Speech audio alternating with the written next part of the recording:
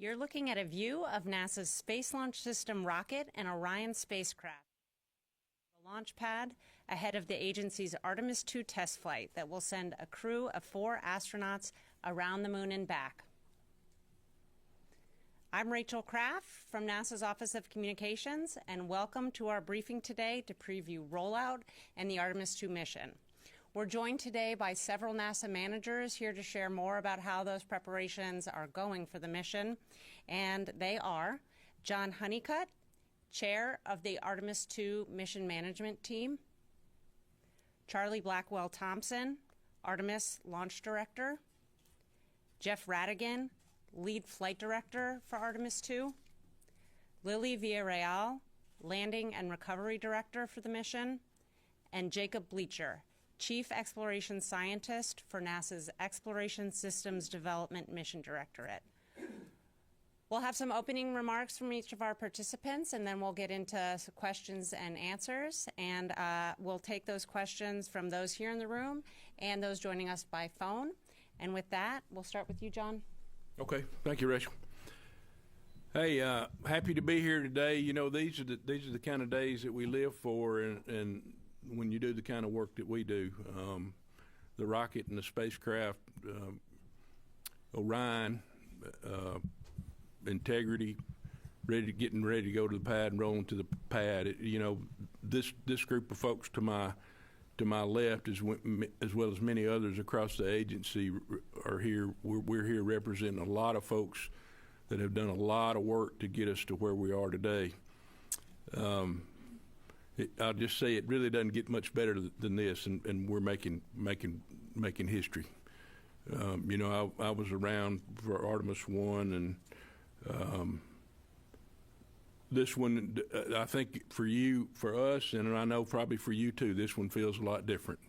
Putting crew on the rocket and taking the crew around the moon. This is going to be our first step toward a sustained lunar presence on the moon. So it was 10 days, 4 astronauts going further from Earth than any other humans ever traveled. We'll be validating Orion spacecraft's life support, navigation, crew systems in the really harsh environments of deep space, and that's going to pave the way for future landings. Talk a little bit about the mission management team. That's a group of 15 core members from across the enterprise that are responsible for the overall risk management associated with the mission. Myself, as well as the members of the mission management team, have taken part in every one of the mission reviews and all the risk assessments that we've done to date so far. Right now, the mission manager, who is different from me, he's running the show relative to the overall Moon to Mars mission management for Artemis II, and he's the deputy for me as the mission management chair. And then when we get to the L-2 day mark, all of his responsibility relative to managing the mission will get turned over to me and the mission management team. Once we're flying, the MMT is going to be providing strategic direction for the operation teams, whether it be Charlie and her team leading up to launch, or Jeff and his team for the in-space operations. Shortly after we launch and get into the proximity operations demonstration on launch day, we'll begin to meet daily at JSC throughout the mission. Now, as chair of the MMT, I got one job, and it's a safe return of Reed and Victor and Christina and Jeremy. I consider that a duty and a trust. And it's one I intend to see through. Alongside the MMT Deputy Chair, who I mentioned earlier, and the entire MMT. So to that end, I will tell you, we're going to fly when we're ready. From launch through the mission days to follow, the crew safety is going to be our #1 priority. Thank you. Rachel. Charlie. Hi, well, good morning, everybody. I'm Charlie Blackwell-Thompson. I'm the Artemis Launch Director. It is wonderful to be in this room because when I'm here with all of you, it means that there's a milestone upon us, and we are approaching a big one for us as it relates to Artemis II tomorrow. You can see from the picture that was put up earlier, and I think we have another graphic, all of the platforms in the vehicle assembly building are retracted. We are on track for our rollout tomorrow morning. First motion is planned for 7 a.m., and many of our teams will be coming back in on third shift to make those final preparations and get ready to roll, like I said, at first motion.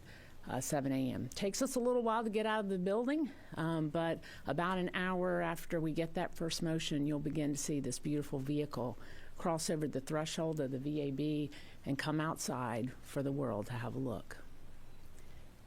We'll retract the crew access arm. That'll take a little bit of time, about 45 minutes or so, and then we'll pick up and we'll head out on our 4-mile journey to Launch Complex 39B. We'll be at a cruising speed of just under 1 mile per hour. It'll be a little slower around the turns and up the hill, and that journey will take us about 8 to 10 hours to get there. Once we get out to the pad, we'll begin and get hard down. We'll begin our connects to the facility, connecting our commodities, getting through our validations, getting connected back up to the firing room. We'll get prepared to power up the elements. We have some crew access arm swings that are going to happen out at the pad. When we first get out there, we've got emergency egress system to configure. We'll get ready for our pad testing, which is called pad PSET. It's a lot of our RF checkouts that we do.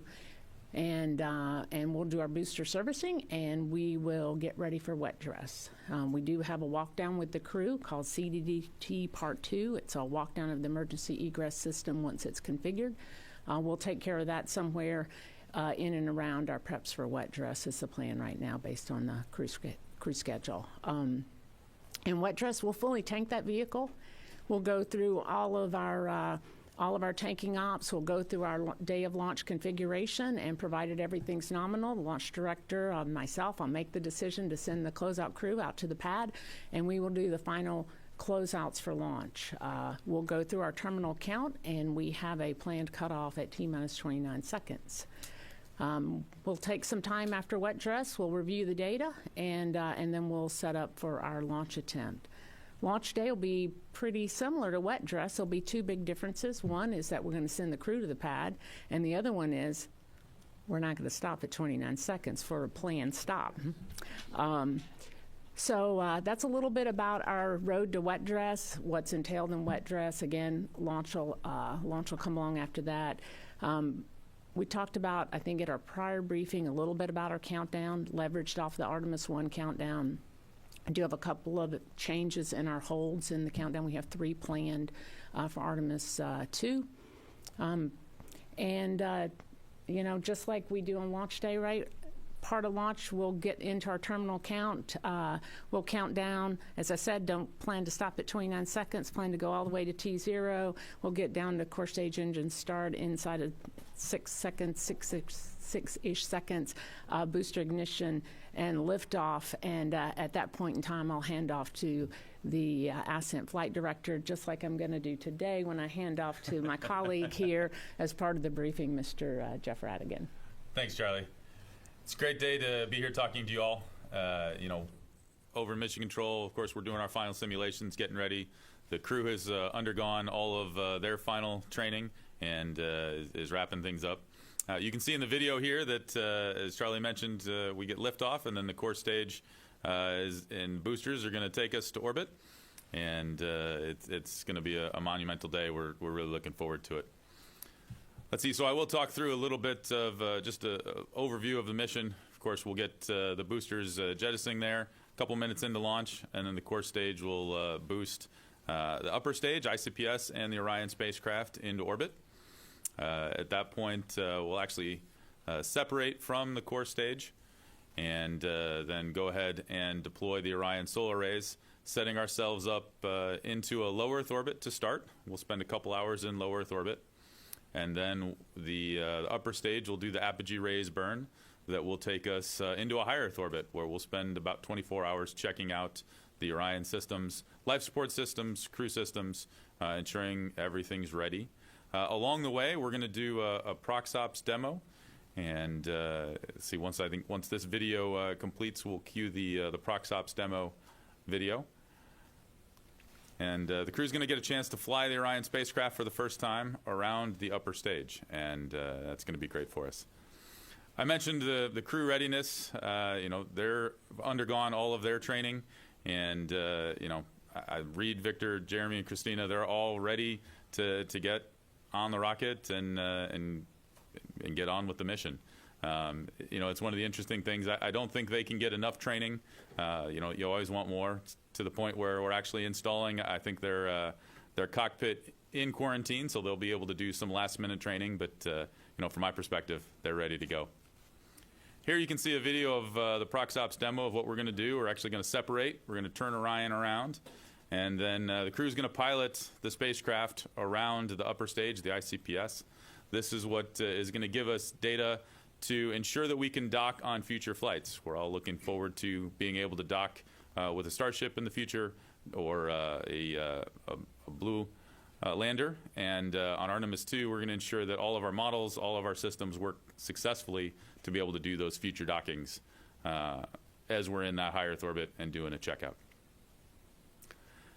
Let's see, after we get into that high Earth orbit and we do the checkout, of course, we'll consult with Mr. Honeycutt and the mission management team, make sure all systems are go for the translunar injection burn, and we'll take the crew to the moon. So let's see if we can cue the next video, please. It takes 3 days to get to the moon, and the crew along the way is going to be doing some additional, more detailed checkouts of the spacecraft. We'll ensure that we've got a good, healthy spacecraft before we leave Earth. But then, of course, this is a test flight. We want to put Orion through its paces. And then as we fly by the far side of the moon here, the crew is going to spend a day in lunar observation. So they're going to basically spend the day giving their observations on the far side of the moon, which hasn't been seen, parts of it hasn't been seen by human eyes before, so that'll be a great opportunity. And of course, they're going to take a fair amount of video and just have those observations. I will caution you that they're a long way from Earth, and signals are a little weak at that point, so we will get some video down, but the real high definition video will be post-flight when they come back. Finally, they're going to head on back home here and get ready for entry. It's a long mission. 3 days there, a day around the moon, and 3 days back. All of that to say that we have to set them up for entry successfully, right? Our one job, as Mr. Honeycutt said, is to bring the crew home safely. We need to hit the right entry interface corridor and bring them home. And once we do that, then the Orion will split into two. We'll have the CMA and the service module come off the crew module, which will then come through re-entry. And we've got a whole series of parachutes that slow down. We're going much faster coming from the moon than we are in low Earth orbit, and so we need to slow down a little bit more, and it takes more parachutes to do that. And so here we've got a video of what the re-entry sequence looks like. Of course, the crew's protected by the heat shield, and we'll go through a blackout period where we can't talk to them, and then come out the other side underneath the parachutes.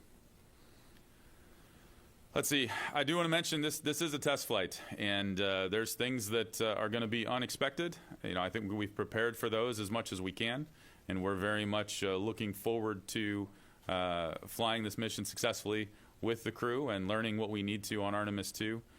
Moving forward and paving the road for future Artemis missions. Let's see. Next, I'll hand it over. Once the video here completes and the crew gets down safely, of course, we hand things over to Lili and her recovery team to go pick them up. Thank you, Jeff. If you can't tell, I'm just a little tiny bit nervous. So I want to really talk to you about recovery, and I represent such a wonderful team, so bear with me. My name is Lili, and I'm the NASA Artemis Landing and Recovery Director. I'm going to walk you through the process of how we will safely recover the Artemis II crew and the Orion spacecraft once they return from their trip around the moon. Within 24 hours of splashdown, we will be positioned in the Pacific Ocean within miles of the targeted recovery site, which is normally off the coast of San Diego. The recovery ship will approach the landing zone, and a team of Navy divers and in small boats will deploy from the ship into the open water. Prior to splashdown, a team from Johnson Space Center will map where the elements are jettisoned from Orion, such as the forward bay cover, the drogue parachutes, and the mortars. And this is to make sure that our boats and helicopters supporting recovery stay clear of all this debris. The divers will be the first to approach Orion, and they will conduct assessments of the air and water surrounding the capsule to make sure that it's safe to approach and help the crew exit Orion. After ensuring the area is safe, they'll open the Orion hatch and help the astronauts from their seats to a large inflatable raft called the front porch. Once all the four astronauts are on the front porch, we will tow the capsule away from the front porch, and the team will pick up from the Navy helicopters, which are deployed from the recovery vessel. 2 helicopters are going to rotate, picking up all the 4 crew members before they return to the recovery ship within a few minutes of each other. Once the crew has exited the helicopters, they're going to proceed straight to the ship's medical bay to undergo routine post-medical checkups. We expect to recover the crew and deliver them to the med bay within 2 hours of splashdown. With the crew safely out of the capsule, and in tandem, we're going to be recovering the capsule. Teams are going to work on towing the Orion into the well deck of the ship, pretty much similar to how we did that during Artemis I. The Navy divers will ensure that a system of lines are connected to the capsule to ensure that we can help tow the Orion vehicle onto the ship. When Orion is close to the ship, an additional line is going to be attached to a pneumatic winch that's inside the ship, and that's how we're going to pull the vehicle into the capsule. Once Orion is safely inside the ship, we will start making our return back to Naval Base San Diego. Depending on our distance or when we land, the Artemis II crew will either fly off the ship back to shore, or they will ride with the recovery vessel back to San Diego. Once we arrive back to shore, the astronauts are going to depart to go to Houston, while the NASA recovery team will complete some post-splashdown processing activities of Orion before we transport it back to Kennedy Space Center. Some of those tasks that we're going to do is perform all the initial assessment of the capsule. We'll remove some science payloads that need to be expedited, returned back to their original NASA center, and then we'll be ready to transport it back. I do want to take a moment to say that we want to thank our partners from the U.S. military who are supporting our Artemis recovery operations. Without them, we really could not have done that, and they have been there with us since the early days of human spaceflight. Our joint NASA, Navy, and Air Force team, we've been training for several years together to ensure we have a seamless recovery of Orion and the Artemis II crew. We had a very successful recovery of the Orion spacecraft during Artemis I, and we feel confident that through our testing and training, along with the Navy and the other collaborations that support us, we will make Artemis II just as successful. Thank you. Awesome. Thanks, and thanks, Lili. And I just wanted to say, you know, being nervous is just one form of extreme excitement, and I hope that you can all tell how excited we are right now. I did want to start by saying what a privilege it is to be here and an honor it is to be a part of the Artemis II team. I want to echo some of John's words earlier. That's not just our colleagues here at this table, but the thousands of people who have worked on Artemis II over the years, including you all. Thank you for being here to help us relay this information and tell this story. I have a song that I like to play often as I approach the VAB, Vehicle Assembly Building, for big events. It's the kind of song that makes the hair stand up on the back of your neck or on your arms. I'll confess I played that song this morning. because this is a very historic moment, an exciting moment. We're rolling out the integrated SLS and Orion for a flight that will carry 4 of our friends, our NASA family members, around the moon and bring them safely back to Earth. Artemis II is a test flight. It truly is exploration. There will be a number of firsts that we'll be proving out on this flight. And I like to say that during exploration, science is our toolbox for survival. With that in mind, I'm excited to present to you our Artemis II integrated research campaign, which involves activities across biology, human research, space weather research, and also some planetary geology. Our integrated campaign is designed to help unlock more time for science on future missions by minimizing crew time spent on other activities and increasing crew and support team efficiency on the science tasks themselves, all while learning how to best thrive in the deep space environment. During this flight, we will learn how the spacecraft behaves. Through our research campaign, we will also learn how we, human beings, behave in that same environment. The combination of these 2 things will help us optimize our time in future missions. We'll be flying a payload called Avatar, which stands for a Virtual Astronaut Tissue Analog Response. Basically, Avatar enables us to mimic individual astronaut organs, and Artemis II will mark the first time that these types of devices have been tested outside the Van Allen belts or away from the ISS. We will test if we can use these astronaut avatars as tools for measuring and predicting our human response to the deep space stressors. To evaluate this, scientists will compare Avatar data with space station findings we've already collected, as well as with samples taken from our crew both before and after the flight. For NASA, Avatar could help inform measures to ensure crew health on future deep space missions, including personalizing medical kits for each astronaut. For citizens here on Earth, it could lead to advancements in individualized treatments for diseases such as cancer. We'll also be flying an activity called Archer, Artemis Research for Crew Health and Readiness. For the Archer study, crew members will wear movement and sleep monitors called actigraphy devices before, during, and after the mission. These wristband monitors will enable us to study real-time health and behavioral information for the crew members and help scientists study how crew members' sleep and activity patterns are affected and how overall health and performance is affected. The study will evaluate how our crew members perform individually, as a team throughout the mission, including how easily they can move around within the confined space of their capsule. We'll also measure a set of immune biomarkers. For the immune biomarker study, crew members will supply saliva samples through the flight, and they have done so on Earth and will do so when they return for comparison. Scientists will gain insights into how the astronauts' immune systems are affected by the increased stressors of the radiation environment, isolation, and distance away from Earth during deep space flights. We'll also extend a set of ISS activities to the moon called Spaceflight Standard Measures. Astronauts will collect a set of measurements spanning multiple physiological systems to provide a comprehensive snapshot of how spaceflight affects the human body. We will conduct also physiological assessments, including testing their head, eye, and body movements before, during, and after the spaceflight, and that will be compared with blood samples that are taken before and after the flight as well. As soon as possible after landing, the crew members participate in basically an obstacle course to see how quickly they can function soon after going through a gravity transition.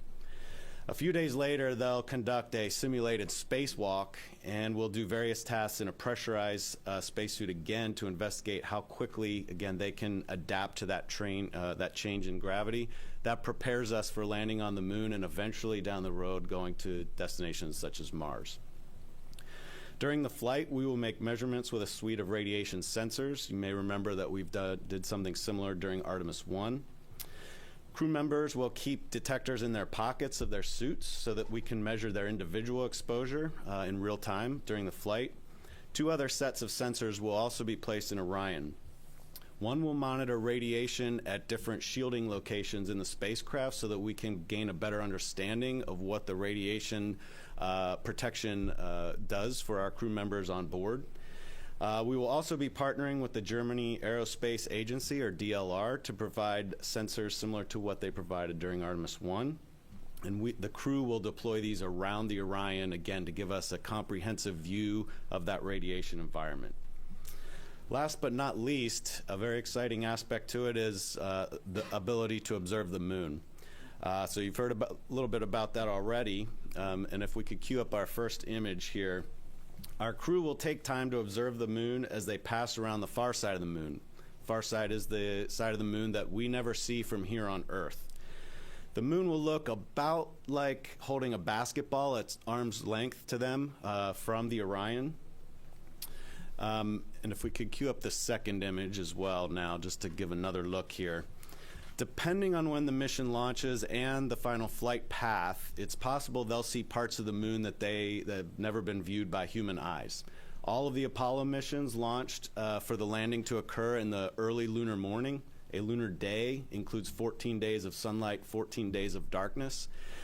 So basically, the crew that were flying around the moon all saw the same lighting conditions. So this could be a very unique opportunity to see the moon. We'll be asking them to look for things like albedo differences, variations in the grayscale that human eyes really can detect.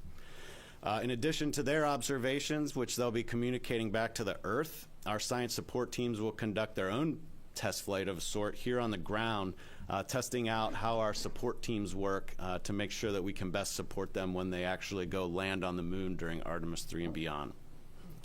One last piece to our Artemis II science activities includes the deployment of 4 international CubeSats.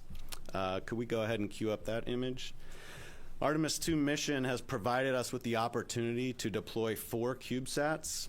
Those are basically shoebox-sized payloads that essentially act as their own spacecraft once we deploy them. Our partners in Argentina, Germany, Korea, and Saudi Arabia are all partnering with NASA to take advantage of the opportunity that we have with Artemis to fly their own CubeSats. Each has its own objectives, but in general, all of the CubeSats are conducting complementary space weather measurements to the types of research that NASA's doing. So we're excited to provide this opportunity to our partners as we lead the way in space exploration and exploration of the moon. So real quick to conclude here, our integrated research campaign for Artemis II builds upon what we learned in Artemis I, and it sets the stage for successful exploration of the moon and ultimately onto Mars.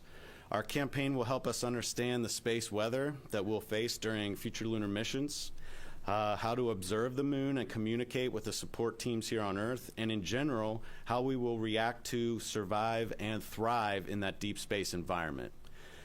Therefore, I like to say that Artemis II science is the science of us.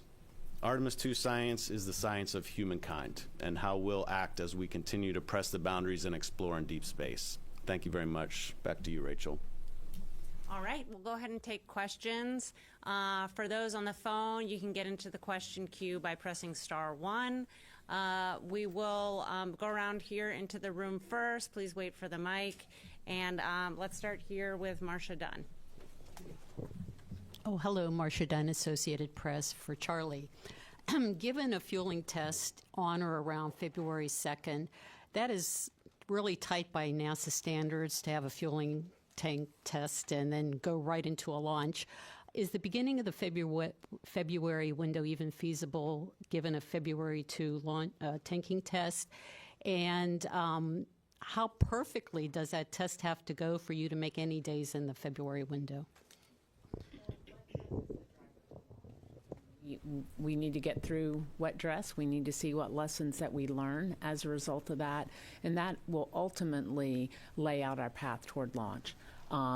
With a wet dress that is without significant issues, if everything goes to plan, then certainly there are opportunities within February that could be achievable.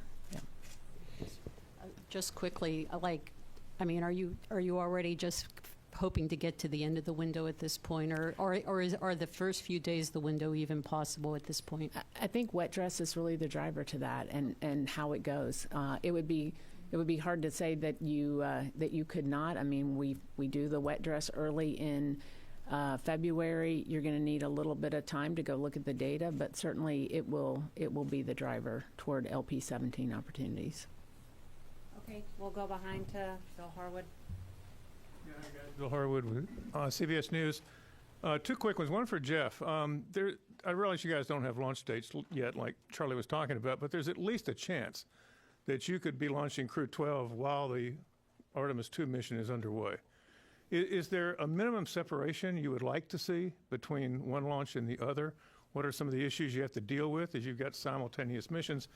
And maybe for John, on the outside, we don't have the insights you guys have, but this whole point about counting down to this huge launch with Artemis II and then Crew 12, I mean, it almost seems like there's a rush. People that aren't involved in what you guys do might think, well, why is there such a big rush when you've got this other mission you got to get to the space station?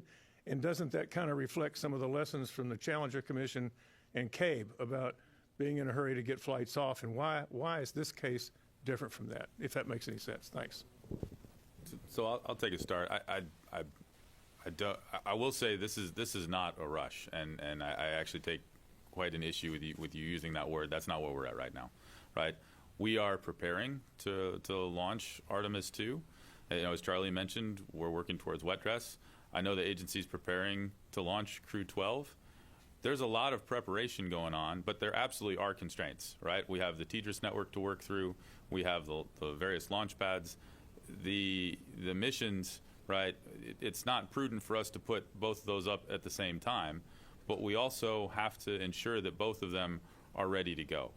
Because you guys have been in the space business long enough to know that we may run into an issue. And the last thing we want to do is make a decision too early and then lose an opportunity, right? That would not be responsible of us. So we need to keep pressing with both missions. We need to ensure we're doing that at the right speed and we're looking at the right technical constraints. And then, as we get closer, either the decision will come about because the hardware's talking to us and we have something that we need to go deal with, or we'll have to pick one. But that doesn't mean we should stop preparing for either mission right now, but we need to do that at the right pace. Let me address the second part to Bill's question. Bill, part of my job as the MMT chair is to just watch out for what you just said. We go through numerous training simulations with Charlie and her team, with Jeff and his team, and I think I've got a good eye for launch fever, and I think I've used that probably more than I would like to during some of these simulations, because I sense that some of the team needs to take it as a learning opportunity. So with that said, the agency's looking at when to launch the next crew to station, and we're going to do our job to be ready to go fly. And I'll reiterate what I said in my opening remarks. I'm not going to tell the agency that I'm ready to go fly until I think we're ready to go fly. Now, it's not totally my decision, but I'll have an input up through my boss. Okay, we'll go here in the front. For John and Charlie, I'm James from Channel 6, our local reporter. So, building off of Marcia's question, Artemis I took 8 months from rollout to launch. So could you talk about the lessons you learned the first time through this process that makes you confident that February could be feasible? I can certainly talk about the lessons that we learned during Artemis I launch campaign, wet dress and launch campaign. One of the things that we learned and we worked our way through was, first off, it was a brand new vehicle.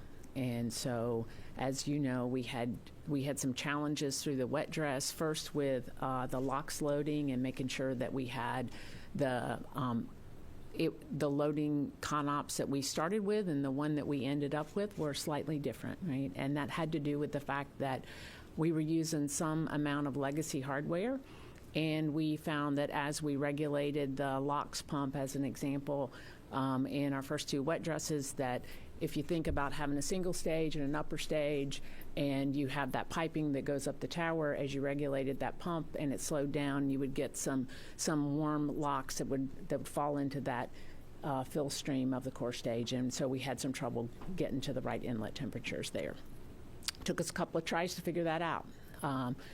Then during wet dress 3, we had some issues with some hydrogen leaks, right? Hydrogen leaks. So we worked our way through that. We made some modifications to our ground plates. We changed our the way in which we loaded hydrogen, and we got through our wet dress campaign, and then we had a issue with the replenish valve on the launch attempt number 3, where we finally launched, right? We sent a red crew out to the pad and we worked our way through that. So if I were to kind of step back from that and say, what's that biggest lesson that you learned? Well, the first one is on the lock side of things, we learned how to load. We learned how to change our ConOps for that. We're utilizing the same ConOps. Once we made those changes and we worked our way through launch countdown attempt number 1, and number 3, we used that same philosophy and ConOps for Artemis I. It worked successfully, and that's what we plan to use again. So that was a big lesson learned. The other lesson learned on the hydrogen side of things, we made some changes to that interface between the flight plate and the ground plate. We made some changes during our Artemis I campaign to improve that so that we did not have leaks where you have the flex hoses and the connections on the back of the plate. We saw very good performance during the launch countdown number 3 for that. The interface between what we call the cavity, where those plates come together, we saw some hydrogen leaks there. We learned that the way in which we loaded and the flow rates, the temperatures, the pressures have a whole lot to do with the leakage that we saw within the cavity. And so we modified that, and we were able to manage that through launch countdown number 3. We had the issue with the replenish valve. We went and we made a modification post Artemis I to that valve, and we tested it with cryos for the replenish time frame with as many cycles as we would expect to have during Artemis II. So why do we think that we'll be successful in Artemis II? It's the lessons that we learned, right? Artemis I was a test flight, and we learned a lot during that campaign getting to launch.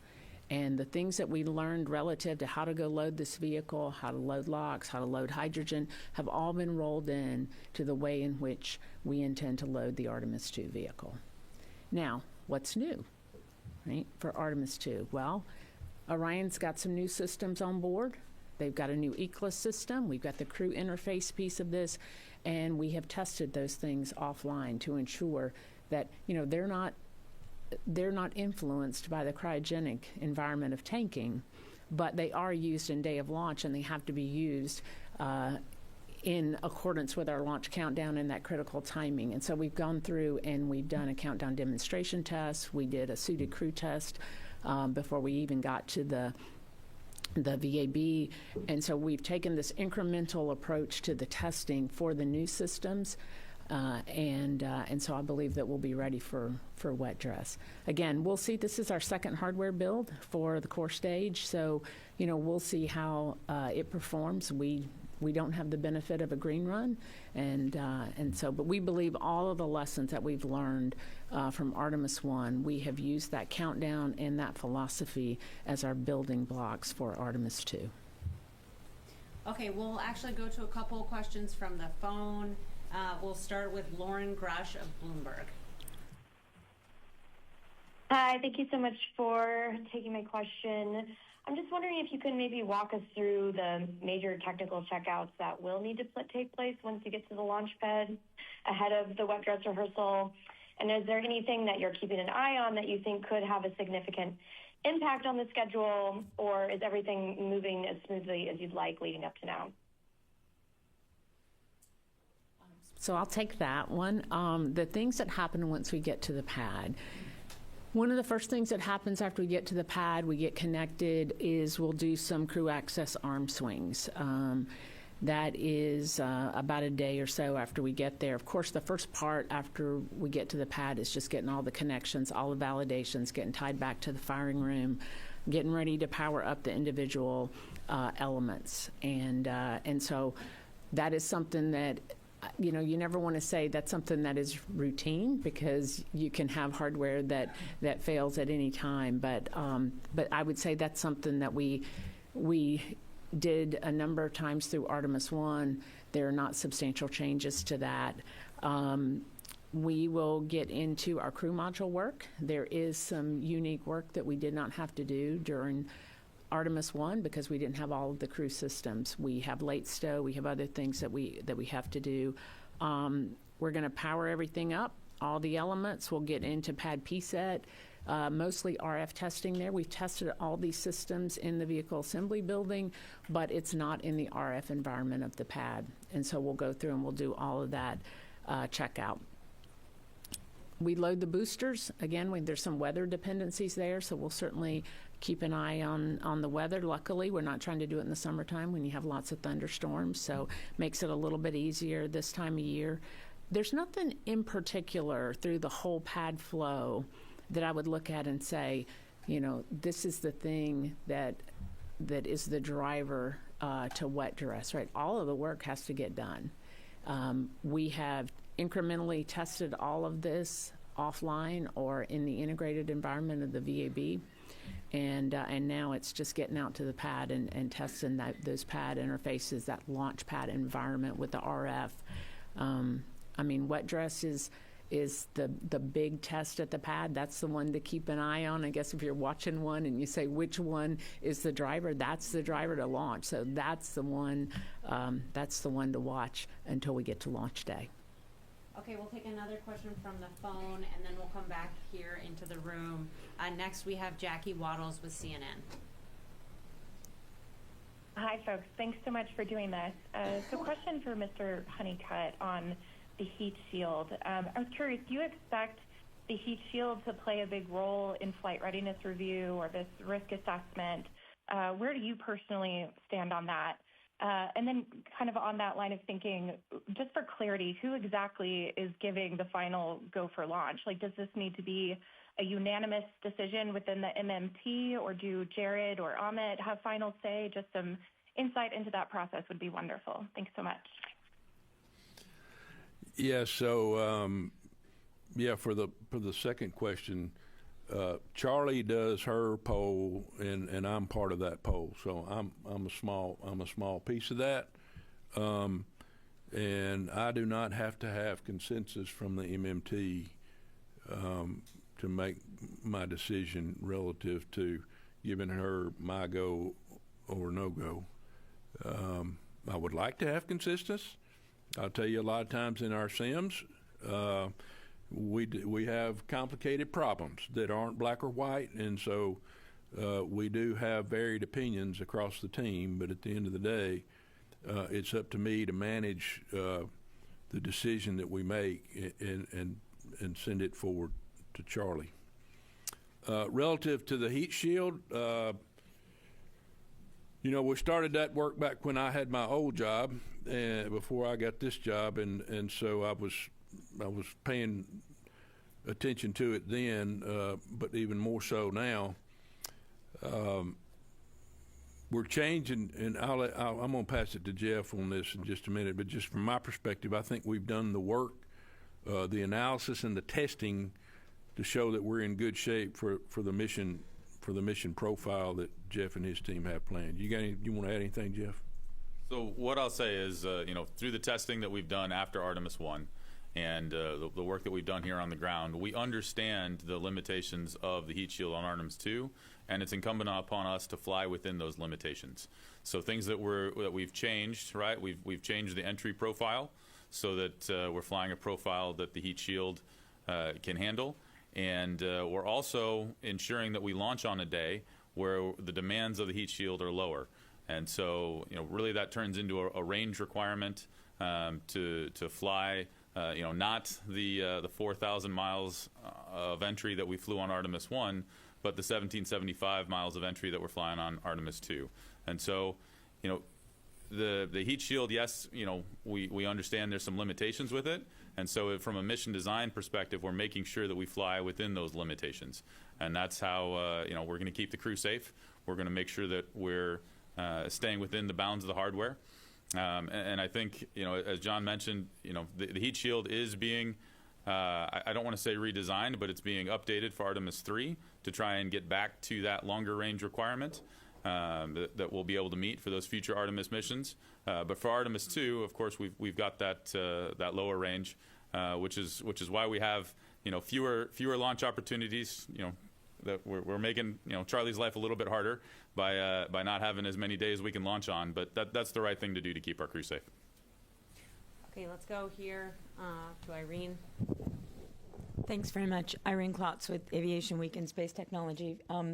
For Jeff and then also for John, obviously you hope to not test the launch abort system, but in case it is needed, could you kind of run through some of those scenarios and what you've trained for, what is kind of possible, what is still like areas that perhaps are not covered? And for John, what's the overall risk for this mission for the crew, and is it that risk still more for launch, or at this point is reentry equal or greater risk? Thanks. I'll answer the second part now. Anytime you got this much energy that you're putting into a system like this and a lot of dynamic events, there is some risk. It's our job to either understand those risks and make sure that we've mitigated those in a way that we feel comfortable with and we can execute the mission. As Jeff said, though, this is a first time with crew. There's been some. We're flying a lot of new pieces to the configuration this time. Team, all that's gone through all the reviews. All those need to work. Jeff and his team done an outstanding job developing flight rules that give us the ability to respond quickly to any kind of off-nominal situations once we leave the launch pad and then get into the mission. And then, as Jeff mentioned a minute ago, the dynamic event of hitting the entry interface and then coming back into the Earth's atmosphere is obviously one that's where you put a lot more energy into the system. So, I would say I don't prioritize either one of those over the other one, but from an overall perspective, that's just part of cheating gravity. Jeff. So as far as launch aborts, right, we've got abort coverage, from pre-launch there when the capsule's on the pad, all the way through, core stage flight. If we were to have an issue, and obviously you're right, we don't want to have one, but if we did have one that would require the crew to take the last abort, that is an option to them the whole way through until we jettison the last. After we jettison the last, at that point, we still have aborts where Orion would separate from the ICPS and then use the Orion engines actually to perform the aborts off of the core stage. And so it's really set up such that they always have an abort option.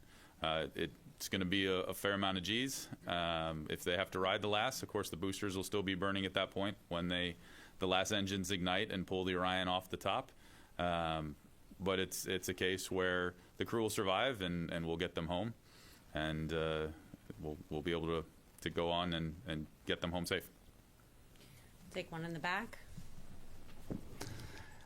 I feel the excitement too. It's a great day. Greg Redfern with WTOP Radio up in Washington, D.C. 2 questions. 1, if you can't make this launch window by April, when would be the next one? And the second one, a little lunar science. You're shooting for a lunar full phase on the far side, but what would be your limit if you can't make that as to the lunar illumination that you'd like? Thank you very much. And light that candle.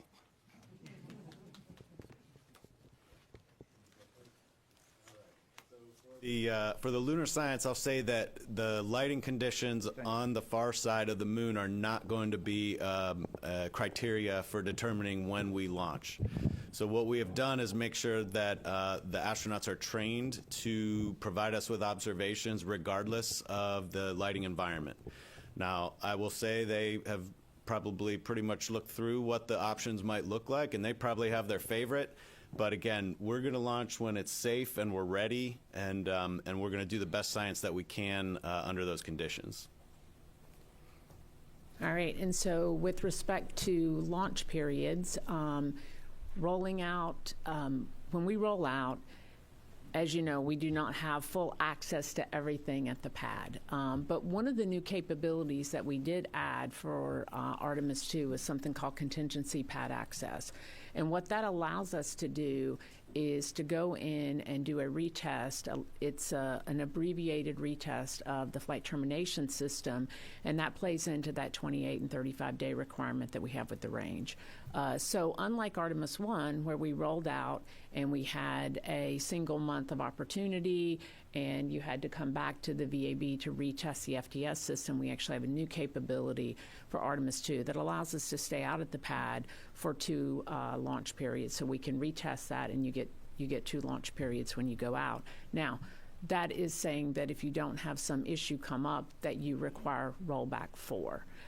So that would get us through 2 launch periods. You know, there is it's a bit of a puzzle, I would say, in terms of, you know, it depends on why you scrubbed, what kind of, you know, what you need to repair, and if you choose to roll back, and then what that turnaround time is. But we roughly, to answer your question, we have opportunities in just about every month. It does vary. The number of days varies by monthly opportunity, but it's roughly somewhere in a little less than a week. Some months it's a little less than that, maybe 3-4 days, but we have opportunities every month. Okay, we have time for just one more question here. Yes, you. Yes, you. Yeah. Hi, Josh Dinner, Space.com. Barring any major malfunctions or mishaps, what milestones during Artemis II must go right in order to greenlight Artemis III to proceed as the program's first lunar landing mission? Well, certainly, I would think we're going to have we'll have some things that we have to deal with, and we'll have to evaluate those and maybe do some course correction for Artemis III. But you know, in my opinion, doing the checkout of the systems with the crew on board and getting the crew home safely, that's the big milestone. Are there any mission components like proximity operations where maybe the Orion experiences a hiccup but still is qualified for that sort of maneuverability? You know, specific to proc stops, I think we have great confidence in our capability to model that. After all, you know, we fly other space vehicles in proc stops all the time. We're docking to ISS fairly regularly. So, you know, if we have an issue with proc stops, you know, that's something I think we'd have to understand why, right? What was the cause of the issue? And as John said, understand the hiccup. But I wouldn't say that would necessarily, you know, disqualify the systems. I think the understanding there is what's important for what occurred. All right, and that's all we have time for today. I want to thank our participants for being here today. You can watch live views of Rollout starting tomorrow at 7 a.m. as the rocket and spacecraft roll out of the vehicle assembly building. That'll be at 7 a.m. And then at 9 a.m. Eastern, we will have an opportunity to hear from NASA Administrator Jared Isaacman, as well as the Artemis II crew. You can watch both on NASA's YouTube channel. And with that, thank you for joining us.